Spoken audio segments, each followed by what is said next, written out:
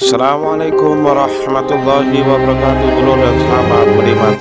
Assalamualaikum warahmatullahi wabarakatuh. Sahabat Marba Hikmah, kali ini saya akan membacakan cerita Abu Nawas yang berjudul Loncat dari Pucuk Pohon Kurma dengan posisi kepala di bawah.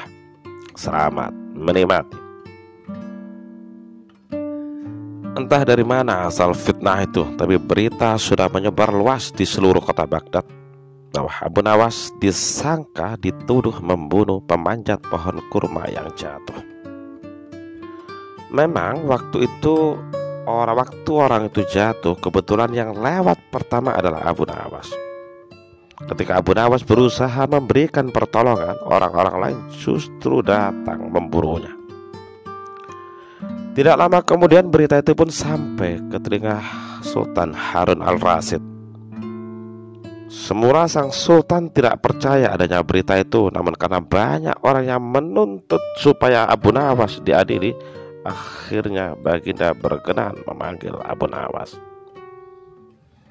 Dengan dikawal 2 orang prajurit, Abu Nawas masuk ke istana dengan perasaan sedih. "Abu Nawas, apa benar kau membunuh seorang pemanjat kurma?" tanya Sultan dari atas singgasananya. "Tentu saja tidak, tuanku," Baginda. "Bagaimana mungkin hamba melakukan itu? Itu hanya fitnah dan kesalahpahaman saja, tuanku," jawab Abu Nawas. "Tetapi banyak orang yang menuduhmu sebagai pembunuhnya, Abu Nawas." "Tidak benar, tuanku. Jika memang ada yang melihat saya, mohon dihadirkan sebagai saksi," kata Abu Nawas. Sultan lalu menatap kerumunan orang-orang yang berada di teras istana. "Siapa saja di antara kalian yang sanggup menjadi saksinya?" seru Sultan kepada mereka semua. Seketika itu terdengar suara bersautan, "Saya tuanku, saya tuanku, saya tuanku, saya tuanku." "Baiklah, kalau begitu majulah salah seorang dari kalian," seru Sultan kemudian. Majulah salah seorang penduduk yang berperawakan tinggi besar. Setelah memberi hormat pada Sultan, ia lalu memberikan kesaksiannya dengan menceritakan kejadian yang dialaminya. "Begini, tuanku, saya mendengar jeritan seorang diring suara benda jatuh. Setelah saya lihat, ternyata Abu Nawas telah membunuh orang itu. Ketika kami mendekati, ia malah lari. Karena itu kami menyangka Abu Nawas lah pembunuhnya." "Abu Nawas, benarkah apa yang dikatakan oleh orang itu?" tanya Sultan. "Tidak benar, tuanku. Saya lari itu iya, tapi bukan karena hamba membunuh, tapi karena diteriaki sebagai pembunuh." "Bagaimana saya tidak lari, Baginda? Saya melihat mereka menghunus pisau dan pedang. Saya masih sayang dengan nyawa saya, Baginda, apalagi anak istri saya. Coba Baginda bayangkan, jika tuanku Baginda saat itu berada di posisi hamba, pasti tuanku juga akan lari seperti hamba. Mana mungkin Paduka tidak lari jika disangka sebagai pembunuh oleh begitu banyak orang sambil membawa golok dan pedang, meskipun Paduka tidak bersalah." Setelah Abu Nawas menjelaskan, semua orang terdiam. Tak satu pun dari mereka yang berani berbicara sepatah kata pun. Suasana menjadi begitu hening. Setelah sekian lama hening, akhirnya Baginda mulai memutuskan keputusannya.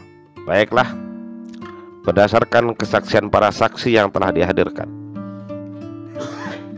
maka aku putuskan Abu Nawas dinyatakan bersalah. Dan sebagai hukumannya, Abu Nawas akan dihukum dengan cara sebagaimana pemanjat pohon kurma itu mati, yaitu Abu Nawas harus terjun dari pucuk pohon kurma dengan posisi kepala di bawah. Dan agar masalah ini tidak berlarut-larut, hukuman akan dilaksanakan sekarang juga."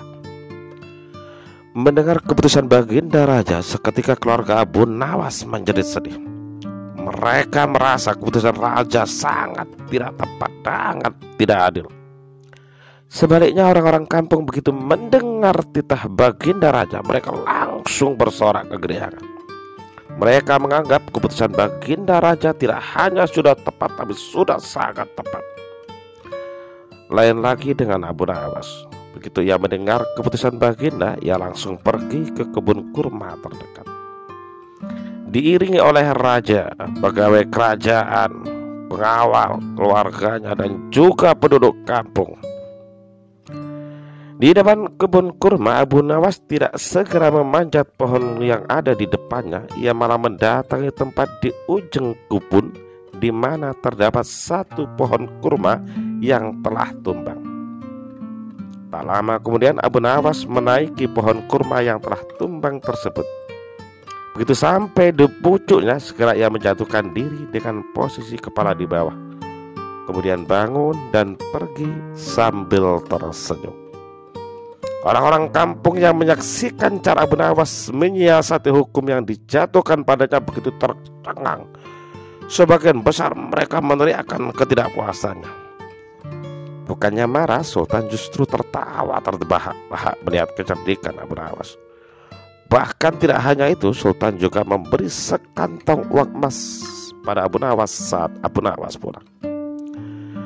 Demikianlah kisah Abu Nawas ini berakhir. Terima kasih dan jangan lupa mengikuti kisah menarik lainnya masih di channel Remah-Remah Hikmah. Wassalamualaikum warahmatullahi wabarakatuh.